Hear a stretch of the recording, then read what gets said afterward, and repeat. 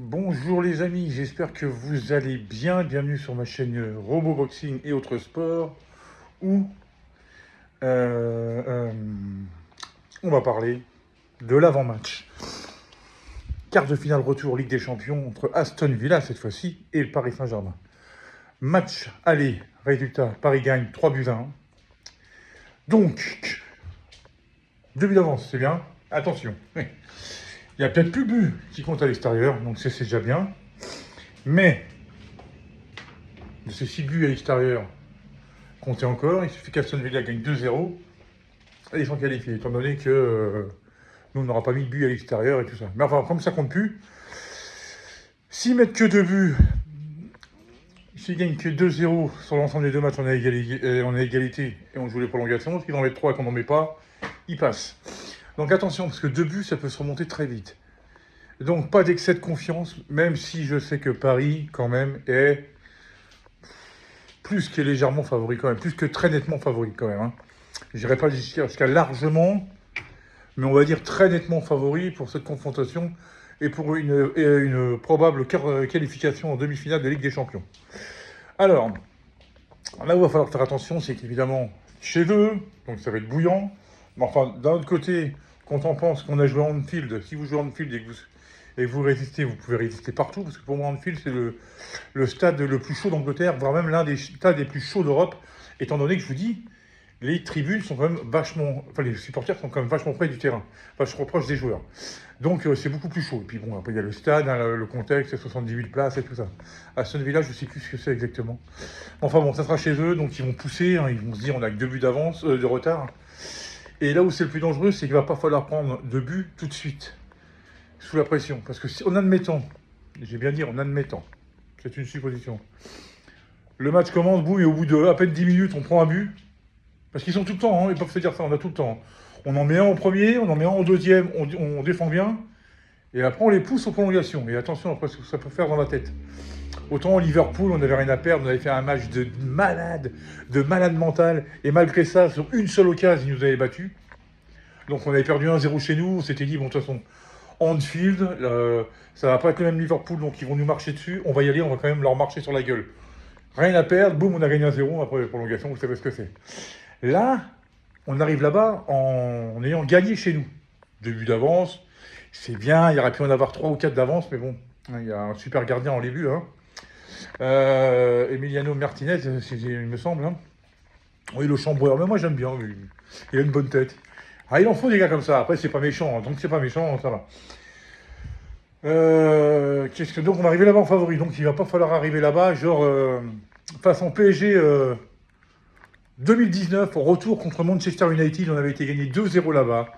Et les mecs, soi-disant, bon après c'était pas la même période, est arrivé genre décontracté. L'après-midi, on avait qui faisaient leurs courses au supermarché au lieu de se reposer, tellement sûr qu'ils allaient gagner. Résultat, on a perdu 3-1 chez nous, on s'est fait sortir. Voilà. Donc ça, apparemment, dans cette équipe, il n'y a plus, parce que de toute façon, il y a une Enrique, donc de toute façon, ça, il n'y a pas de problème. C'est juste que j'évoque les choses en disant, il faudra faire attention. Il faudra faire attention. Limite, si on pouvait marquer en premier, ça serait bien. Mais de toute façon, pour eux, même si Paris marque en premier, eux, ça ne change rien. Il faut qu'ils en mettent 3, de toute façon. Pour nous battre, il faut qu'ils en mettent 3. Après, si on en met 1, il faut qu'ils en mettent 3 pour jouer les prolongations et 4 pour nous battre. Bon. Donc, plus on en mettra, plus ils devront nous mettre des buts. Et donc, ça va, parce qu'on a une bonne défense. Marquinhos sera de retour. Donc, même si Beraldo a fait un très bon match à l'aller, donc ça devrait passer. Et après, alors là, après, on en reparlera demain. Parce que bon, demain, il y a ma deuxième équipe favorite qui joue, le Real Madrid. Et même si je sais que si Barça l'a fait à l'époque en prenant 4 buts au parc, en mettant 6 au retour, on peut très bien, Real Madrid, même si on en a pris 3 à l'Emirates Stadium, on joue comme des caves, mais comme des caves. De toute façon, on ne peut pas jouer moins bien. Parce que le Real Madrid de la semaine dernière, même voire de dimanche, là, et Mbappé, bon bref. J'espère que tu vas contenir tes nerfs ce coup-ci, et tu vas nous faire genre le même match que tu as fait au retour contre City. Moi, je vais vraiment revoir le Mbappé de janvier, février, mars. Celui qui marchait sur l'Europe, sur l'eau, et en disant que ça y est, maintenant je me suis habitué à Madrid. Maintenant, vous allez voir. Le mec qui a 33 buts, là, il est capable de marquer depuis 4 matchs. Là, ce sera le moment. ça serait le moment où on plantait un doublé, d'en laisser un petit peu à Bellingham et Vinicius, voire Rodrigo, mais de planter un doublé pour dire, bon les gars, assez rigolé maintenant, hein. J'ai peut-être fait une connerie dimanche là, mais maintenant, je vais vous faire voir qui c'est le boss. J'aimerais. Pour l'instant, ça fait 4 matchs que je vois plus rien. Eh oui, les amis, c'est peut-être mon joueur préféré, mais quand il faut dire quelque chose, faut dire les choses, je l'ai dit. Hein. Je suis pas du genre comme on est chauvin, en disant ah non, vous inquiétez pas, il a bien joué. Non, quand il joue comme une merde, il joue comme une merde. Et puis le tacle assassin qu'il a fait là, hein, il aurait pu détruire la jambe du pauvre défenseur de Valence. Non, d'Alaves. Donc non. En plus, en foutant tous ses collègues dans la merde, hein, jouer à 10 pendant une mi-temps, heureusement non, mais après, il y en a un d'Alaves qui s'est fait sortir, mais bon, bref. Enfin, c'est pas le souci. On en reparlera demain. Et puis, je voulais en parlant de boxe, revenir sur un gars que j'aime beaucoup, hein, il s'appelle Ennis. Aaron Ennis, un truc comme ça, c'est un black. Hein, il a combattu ce week-end, là, je crois que c'est en welter ou en super welter. Je me demande s'il n'est pas dans la même catégorie que Crawford. Et ce mec-là a 34 combats, 34 victoires pour 30 KO, je crois. Et il a infligé avec la première défaite à je sais plus comment il s'appelait, parce que je savais pas sur quelle chaîne était le combat, donc j'ai pas pu le regarder en direct, mais j'ai vu les meilleurs moments. Il y a eu KO, arrêt de l'arbitre à la 6e reprise. Et je trouve qu'on parle pas assez de ce mec-là, Ennis, là, parce que c'est un virtuose. C'est un super boxeur, un super boxeur. Et j'aimerais bien voir un Crawford contre ce gars-là, parce que là, ça vaudrait le détour. D'ailleurs, j'aimerais bien faire peut-être une petite vidéo spéciale sur lui la prochaine fois, parce il m'a vraiment impressionné. Je l'avais vu combattre que 2-3 fois, mais ce week-end, j'ai vu le combat en entier, en différé, évidemment.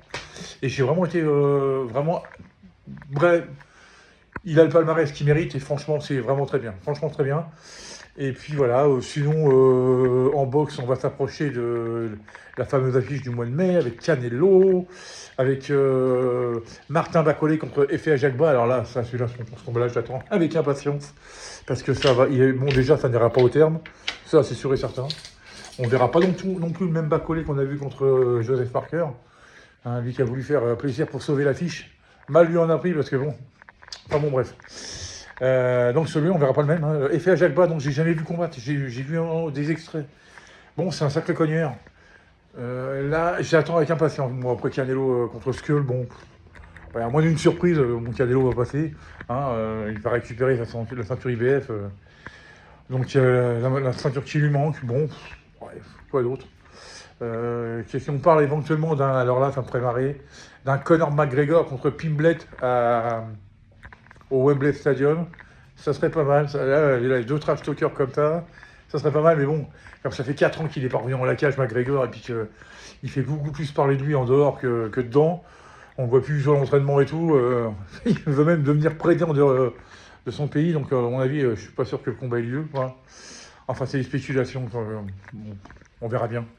Bon, bah, sur ce, les amis, c'était une petite vidéo. On se retrouve demain pour le débrief de ce quart de finale retour. Et le prono... il faut que je donne mon prono aussi.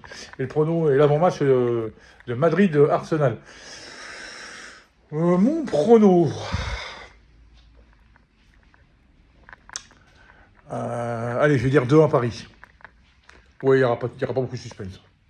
Je pense qu'ils vont tuer le suspense assez rapidement. 2-1 Paris. Même si c'est Aston Villa qui marque. Je vois 2-1 Paris, Doué...